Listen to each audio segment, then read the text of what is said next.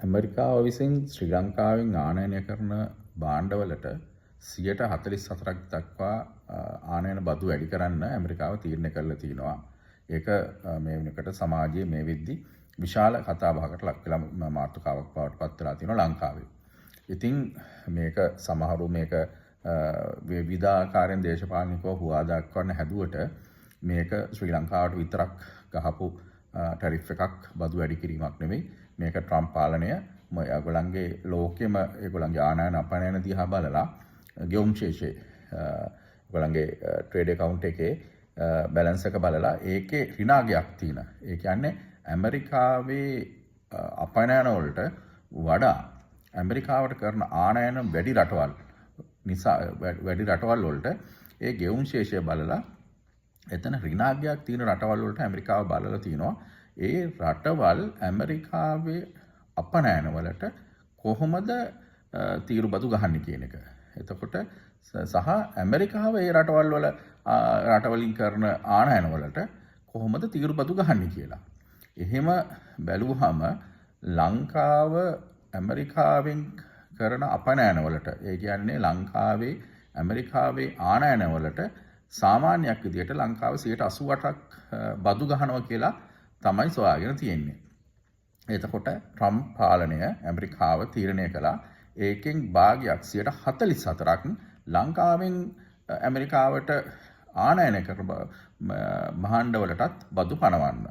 එතකොට ඒක ලංකාවට විතරක් නෙවෙයි චීනය ඇතුළු විශාල රටවල් ගණනාවකට ඒක මියන්මාරයේ ඇතුළු රටවල් ගණනාවකටම ඒක ඒ ටැරිෆ් එක වැඩි කළා. ඉතින් සමහරු මේක කියනවා මේක මේ ඇමරිකාවත් එක්ක මේක මේ දක්ෂ කෙනෙක් යවන්න ඕන දක්ෂ කට්ටිය යවලා සාකච්ඡා කරලා පළපුරුදු කට්ටිය යවලා එහෙම මේක අඩු කරගන්න අපි කටයුතු කරන්න ඕන කියන එක.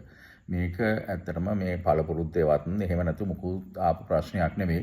ඇමරිකාව ගත්ත සාමාන්‍ය තීරණයක් ඒගොල්ලන්ගේ ගෙවුම් ශේෂ දිහා බලලා. ඉතින් එතන ඇමරිකාවේ පැත්තෙන් ගත්තත් පොඩි සාධාරණයක් තියෙනෝනේ. අපේ පැත්තෙන් ගත්තට පස්සේ ඇමරිකාවේ ගෙවුම් ශේෂ රින අගයක් තියෙන්නේ. එතකොට ඇමරිකාව ඒ රටවල් වලට විශාල වශයෙන් තීරුබදු සහන දෙනවා. හැබැයි ඇමරිකාවේ බඩු වලට 100ක් 80ක් 90ක් ගහනවා. එතකොට ඇමරිකාව පැත්තෙන් ගත්තොත් ඒ කතාව සාධාරණයි. ඉතින් මේක පළපුරුදු නෙමේ කවුරු ගිහිල්ලත් මේක සාකච්ඡා කරලා විසඳ ගන්න පුළුවන් දෙයක් කියලා මම කොහොමවත් හිතන්නේ නැහැ. මොකද මේක ට්‍රම්ප් මුළු ලෝකයක් විදියටම අරගෙන සාමේ ඒක ඇනලයිස් කරලා ගත්ත තීරණයක්. ඉතින් ඒක මේ අපි ගිහිල්ලා අපි කඩා වැටුණ රටක් අපි අන්තන් නැගිටින්න හදනවා විතරයි. අපි හුස්ම ගන්නවා විතරයි. අරකද මේකද කියලා නිකන් අයදීම් කරලා මේක විසඳ ගන්න බෑ. මොකද ට්‍රම්ප් කියන පාලකයා කවදාවත් ඒ වගේ දේවල් වලට හිස නමන නැවෙන ඒ වගේ පුද්ගලයෙක් නෙවෙයි.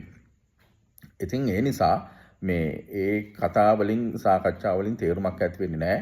හැබැයි මම හිතනවා මෙතනට තියෙන හොඳම සහ එකම විසඳුම තමයි අපි ඇමරිකාවත් එක්ක වෙළඳ ගිවිසුමකට යන එක. ඇමරිකාවත් එක්ක අපි ඇත්තටම නිදහස් වෙළඳ ගිවිසුමකට ගියත් කමක් නැහැ කියන එක තමයි මගේ අදහස. මොකද අපි 2024 වසරේදී ඇමරිකාවෙන් ආනයන කරලා තියෙන භාණ්ඩවල සමස්ත අගය ගත්තොත් ඩොලර් මිලියන 368ක් වගේ තමයි 368ක්. එතකොට අපි ඇමරිකාවට අපනයන කරලා තියෙනවා භාණ්ඩ වල වටිනාකම ඩොලර් බිලියන 2.91ක්. බිලියන 2.91ක්. එතකොට පේනවා මේ දෙකේ පරතරය. එතකොට අපි ඇත්තටම ඇමරිකාවෙන් බඩු ගෙන්නනවට වඩා විශාල ප්‍රමාණයක් ඇමරිකාවට බඩු අපනයනය කරනවා. අපිට මොන විදියෙන් හරි ට්‍රම්ප් පාලනය ඇමරිකන් පාලනය කැමති කරගන්න පුළුවන් නම් නිදහස් වෙළඳ ගිවිසුමකට හරි ඒක අපිට ඉතාම වාසි. එහෙම නැත්නම් අපේ තියෙන ටැරිෆ් එකක් යම් කිසි දුරකට අඩු කරලා අපිට තිවිච්ච ගානට හරියන්න දෙන්න කියන එක උනත් ඒත් අපිට ලාභයි. ඒ මොන විදියෙන් ගියත් අපිට විශාල අවාසියක් වෙන්නේ නැහැ. මොකද අපි විශාල වශයෙන් අපනයන කරනවා ඇමරිකාවෙන් ආනයන කරනවට වඩා. ඒක නිසා ඇත්තටම දැන් එහෙම ටැරිෆ් එක බිඳුවට ගියොත් එහෙම නැත්නම් ඒ වගේ අඩු වුණොතින් ලංකාවට ආනයන කරන භාණ්ඩවල මිල අඩු වෙනවනේ ඇමරිකාවෙන්. එතකොට ඉල්ලුම වැඩි වෙලා මීට වඩා අගයකට යන්න පුළුවන් කියලා කෙනෙකුට තර්ක කරන්න පුළුවන්. ඒ කියන්නේ ඒ ගාණ වැඩි වෙන්න පුළුවන්. ඇමරිකාවෙන් විශාල වශයෙන් ලංකාවට භාණ්ඩ එන්න පුළුවන්. ඒකෙන් අපට අවාසියක් වෙන්න පුළුවන් කියලා.